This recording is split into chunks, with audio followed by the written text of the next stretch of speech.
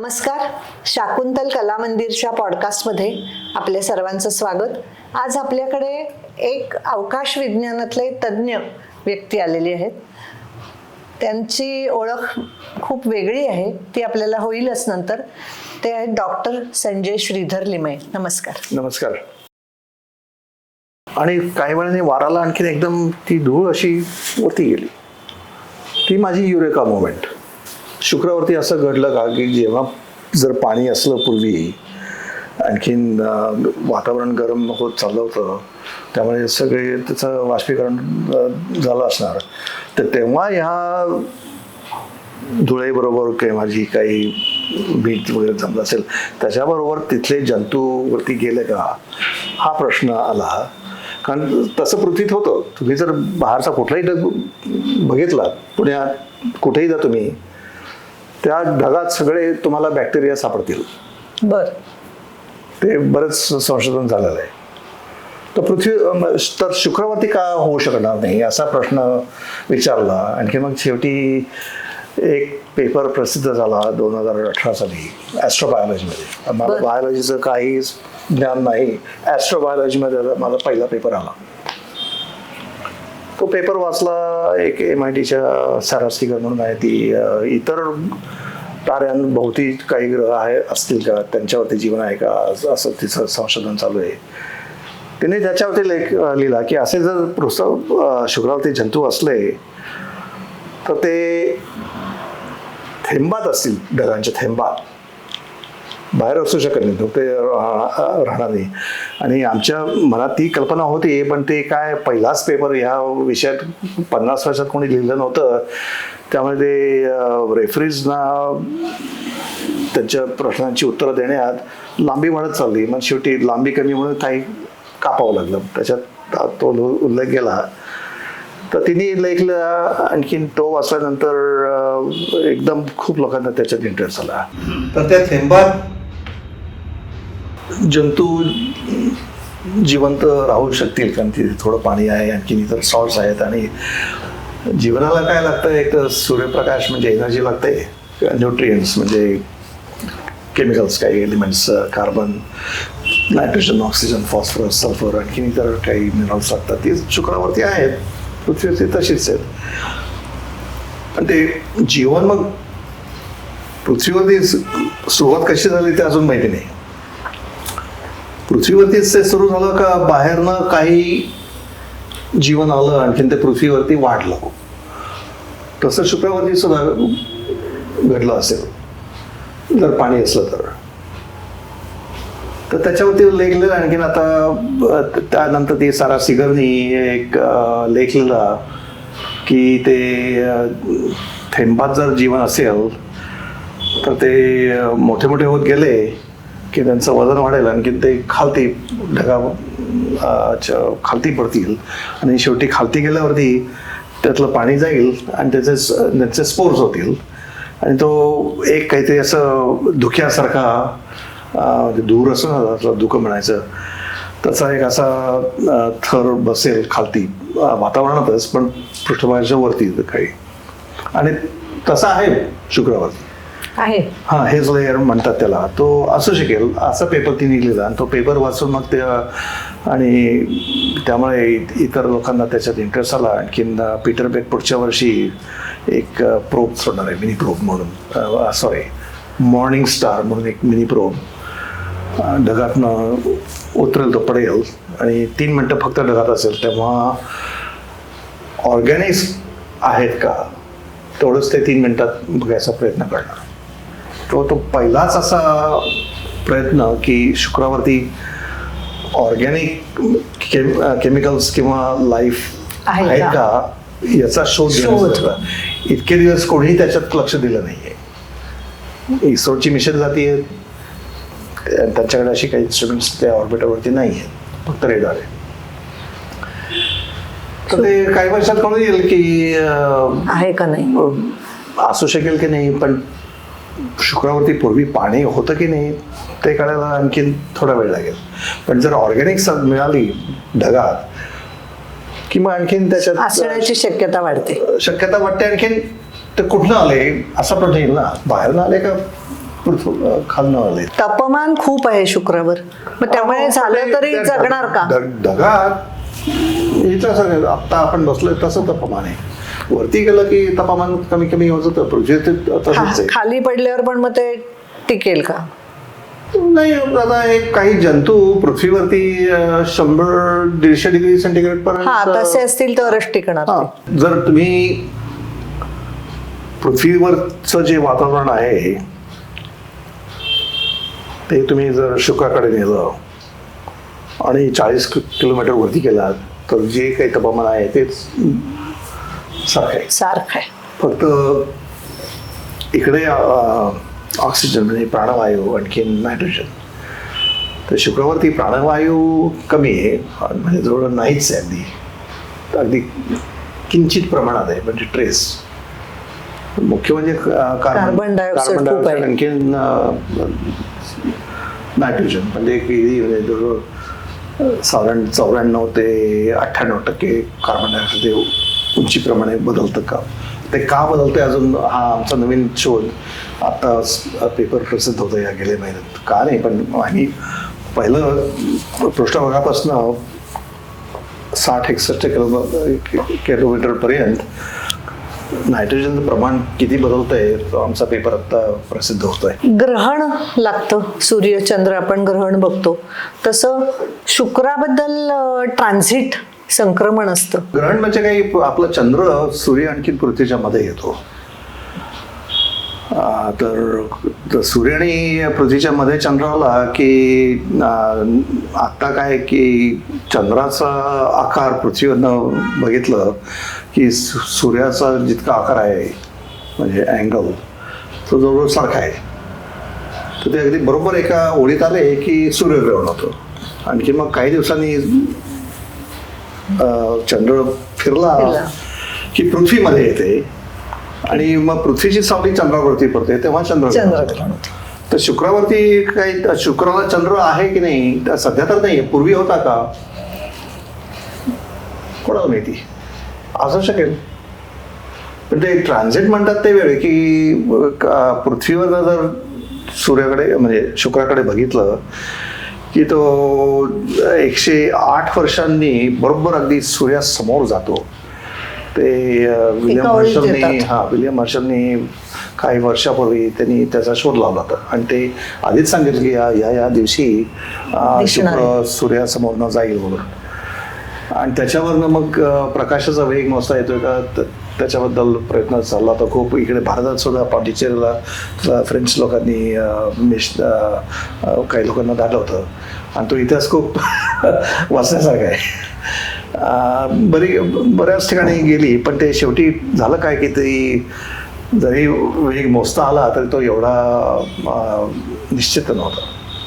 पण कारण होतं की त्यामुळे शुक्राकडे बघायचं लोकांचं लक्ष जात होतं. हे ट्रान्झिट किंवा संक्रमण 8 वर्षांनी होतं. तसं 8 वर्षांनी पुन्हा होतं. मग ते 2 होतात 8 वर्ष सलग 104 आणि 112. पण ते आता पुढचं ट्रान्झिट आहे ते 2120च्या सुमारास होईल. ते म्हणजे आपल्या आयुष्यात नाही. म्हणजे मी बघितलं असं बघितलं 2017चं बघितलं असेल. 25 मध्ये होणार आहे बहुतेक. 2125 बुधाचे लवकर होतात, शुक्राचे नाही. 108 वर्ष लागतात. 104 ते 108 वर्ष लागतात. पूर्वी उत्सुकता होती, आता त्याचा उपयोग म्हणजे काय जास्ती की एक्सोप्लॅनेट्स जे दिसतात इतर ताऱ्यांभोवती जे ग्रह आहेत त्यांचा शोध ह्या ट्रान्झिटमुळे लागतो. आणि ते ट्रान्झिट होताना त्यांच्या वातावरणाचा जर काही स्पेक्ट्रम मिळाला तर त्याच्यावरनं वातावरण कसं काय आहे त्याची थोडी माहिती मिळू शकते, सगळी नाही थोडी. म्हणून त्याचा शुक्राचा वापर करता की व्हीनस ॲज अन एक्सोप्लॅनेट म्हणून मागच्या वेळी जरा तिकडे लक्ष दिलं पण काय विशेष कळलं नाही. कारण ते तेवढी इन्स्ट्रुमेंट एवढी चांगली नव्हती. आणि काय काय जी या दुर्बिणी आहेत आकाशात त्यांना सूर्याकडे बघता येत नाही, कारण ते इन्स्ट्रुमेंट्स खूप सेन्सिटिव्ह आहेत, त्यामुळे तिकडे पॉइंटिंग होतच नाही त्यांचं, त्यामुळे काही कळलं नाही. वेगवेगळी स्पेसक्राफ्ट बिझनेसवर गेलेली आहेत, चिकारी कारण मी यादी काढली 28 गेली आहेत आतापर्यंत. हो. आणि आता पूर्वी- 62 पासून चालू आहे, 1962. हो, पहिला म्हणजे वेनरा 1 आणि 2 आणि मेरिनर 2, पण यश म्हणाले फक्त मेरिनर 2ला, त्यामुळे त्यांची निराशा झाली. पण त्याच्यानंतर सोव्हिएत युनियन त्यांनी खूप प्रगती केली. जी पहिले जे पृष्ठभागावरती उतरले ते मनुष्य उतरले. हो, शुक्रवारच्या पृष्ठभागाचे फोटो 71-72 साली आले होते. म्हणजे मंगळवारचे फोटो याच्या आधी 6 वर्ष. बर. वायकिंग 1976 साली गेलं होतं. त्याच्या काही वर्षापूर्वी शुक्रवारती रशियन लोकांनी फोटो काढले होते पृष्ठभागाचे. युरोपनी तो 2005 साली धाडला होता व्हीनस एक्सप्रेस म्हणून. आणि त्याच्यानंतर अकात्सुकी व्हीनस क्लायमेट ऑर्बिटर जपानचं, त्या दोन्ही बरोबर मी काम केलेलं आहे. ती अकात्सुकी ऑर्बिटर तो म्हणजे अगदी जपानी लोकांचं अभिनंदन त्याकरता, कारण ते पहिल्या तो सोडला शुक्राकडे जायला तो 2010 साली मे मध्ये मी तो लॉन्च बघायला गेलो होतो तानेगाशिमाला. बर. बेटावरती. त्या बेटावरती वास्को डी गामा जपानला जाताना तो त्या बेटावरती पहिल्यांदा उतरला होता. तर तिथे एक बुद्धाचा पुतळा आहे आणि गमत म्हणजे त्या बुद्धाच्या हातात रायफल आहे. अरे बापरे. आणि पोर्चुगीजांनी जपानमध्ये रायफल आणली आणि केक आणले ते, म्हणून अजून जपानमध्ये केक जे मिळतात ते त्या वास्को डी गामामुळे, आणि सुंदर केक करतात. शुक्रवारती ते अवकाशात पोचलं, पण त्याचा वेग कमी करायला जी काही इंजिन असतं त्या इंजिनामध्ये बिघड झाला आणि त्यामुळे ते जाऊ शकलं नाही. आणि मग काही वेळ संपर्क सुटला होता आणि संपर्क त्या अवकाशयानाशी जेव्हा साधला तेव्हा कळून आलं की हे शुक्राभोवती काही गेलं नाही, आता सूर्याभोवती जाणार. आणि ते 205 दिवसात सूर्याभोवती प्रदक्षिणा करणार. शुक्राला 225 दिवस लागतात, त्यामुळे ते दोन्ही जवळ यायला 5 वर्ष लागली. मग 2015 साली त्यांनी खूप खटपट करून आणखीन सगळं ऑर्बिट प्लॅनिंग वगैरे करून शेवटी अगदी यश मिळालं त्यांना. मिळालं. 5 वर्ष सूर्याभोवती फिरत होतं, पण त्यामुळे ते खूप गरम झालं, कारण 205 दिवस म्हणजे ते सूर्याच्या खूप जवळ गेलं की जे त्यांना त्याची उष्णता सहन करण्याची स्थिती नव्हती त्या अवकाशात. त्यामुळे काही इन्स्ट्रुमेंट्सना जरा, पण तरी ते फिरलं एवढे दिवस. इतके आता गेल्या वर्षापर्यंत डेटा येत होतं, म्हणजे की 2015 पासून 2023 पर्यंत 8 वर्ष. विशेष आहे. तर आणखी त्याच्यासोबत अजून माझं काम चालू आहे.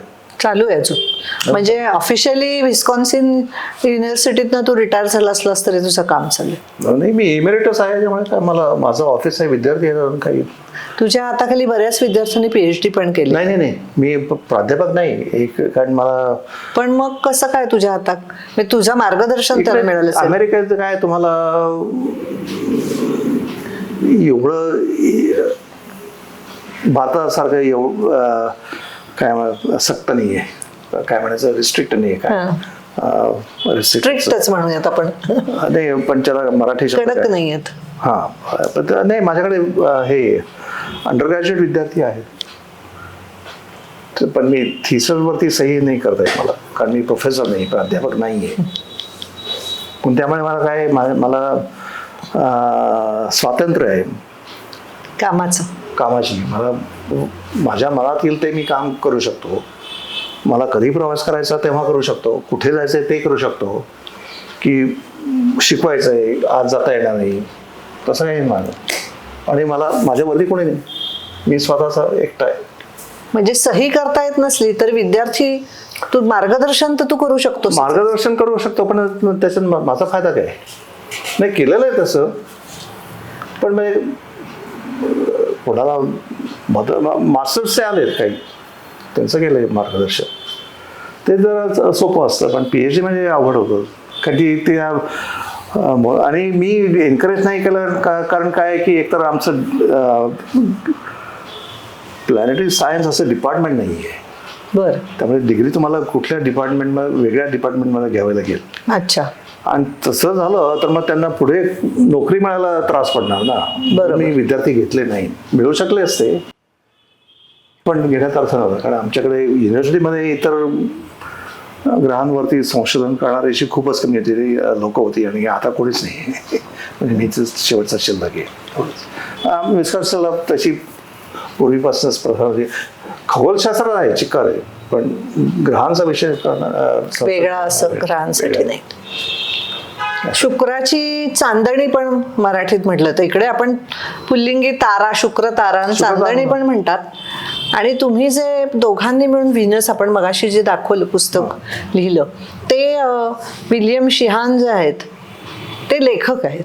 ते लेखक आहेत खरं म्हणजे शास्त्रज्ञ नाही बाय ट्रेनिंग ते शास्त्रज्ञ नाही. He is a psychologist practising psychiatrist. पण खगोलशास्त्रामध्ये खूप आवड आहे लहानपणापासून. आणखीन बरीच पुस्तकं लिहिली आहेत खगोलशास्त्रावरतीच. गुरुवरती पुस्तक आहे, मंगळावरती पुस्तक आहे, आणि बरेच लेख लिहिले आहेत. त्यामुळे माहिती आहे शास्त्रामध्ये काय काय लेख आहेत. आणखीन प्राचीन काळात जे काही माहिती होती ग्रहांबद्दल त्याचं खूप ज्ञान आहे. ते तो पहिला भाग आहे तो त्या इतिहास तो त्यांनी लिहिला आहे. आणखीन आता म्हणजे अवकाशयुग सुरू झाल्यापासून जी काही माहिती मिळाली आहे ती शेवटच्या भागात आहे, ती मी लिहिलेली आहे. त्यांना त्यांच्या नावे काहीतरी ऍस्ट्रॉइड किंवा लघुग्रह पण नोंदलेलं आहे. 16,037 किंवा नंबर माझा चुकू शकतो, तर तेही त्यांना तो मान मिळालेला आहे.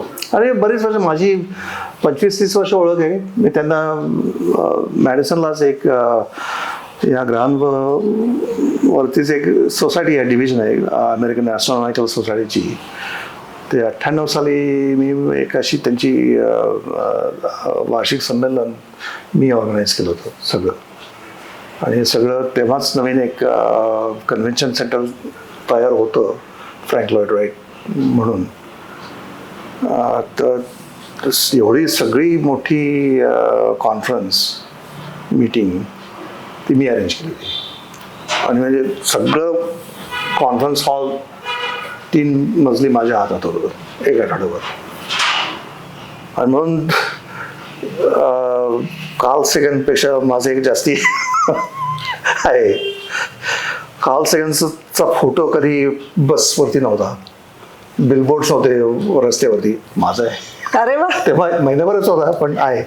एक दिवस मुलं शाळेतनं घरी dad pictures of the class. मी नाही स्वतःने बघितलं, पण मुलांनी बघितलं. आणि कार्ल सेगन माझी ओळख झाली ती, कारण तेव्हा एकच विषयात काम करत होतो. पण आता ते पुस्तकाचं चायनीज मध्ये पण भाषांतर झालं. एका कोणीतरी प्रकाशकाने चीनमधल्या ट्रान्सलेशन राईट्स मागितले रिॲक्शन प्रेसकडनं. ते आत्ताच नुकतंच प्रसिद्ध झालं आहे. मी अजून परत बघितले नाही आहे, पण आणि मला वाचता येत नाही. म्हणजे भाषांतर खूप होतात, ऐकतो आपण. मराठीचं इंग्लिशचं मराठी, मराठीचं इंग्लिश, भारतातल्या सगळ्या भाषात होतात. पण माझ्या माहितीप्रमाणे असं, आणि माझ्या भावाचं पुस्तक चायनीजमध्ये भाषांतर होणे, मला इतका आनंद झाला. मलाही आनंद आहे, पण आता मराठीत कोणी केलं नाही. मराठीत करायला पाहिजे. असं तर रिॲक्शन प्रेसला कॉन्टॅक्ट करा, ते राईट्स, कॉपी राईट्स किंवा ते राईट्स त्यांच्याकडून घेऊन. फक्त आता इथे माझ्या परिचित खूप अनुवादक किंवा भाषांतरकार आहेत. माझा काही त्याच्यात संबंध भाग नाहीये. ज्या प्रकाशकाला ते परवडेल तरच ते होऊ शकतं. गंमत म्हणजे हे पुस्तक जे छापून झालंय, हे बघ 22 साली छापलं गेलंय.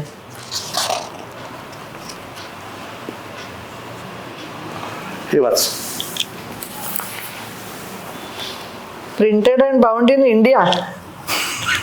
वा, बाय रिप्लिका प्रेस. ग्रेट.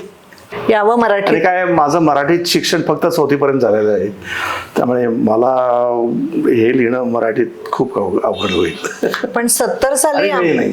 अमेरिकेत गेल्यावर सुद्धा, आज आता 55 वर्ष झाली, हो. तरी तू मराठीच बोलतोयस. थोडे शब्द काय अर्थात, पण मातृभाषाचं काय करणार? नाही, पण हे खूप कौतुकास्पद आहे. तुला काही वेगळं ह्या वेगळं काही नाही. आता काय सांगायचं आहे नवीन का? पिढीला आता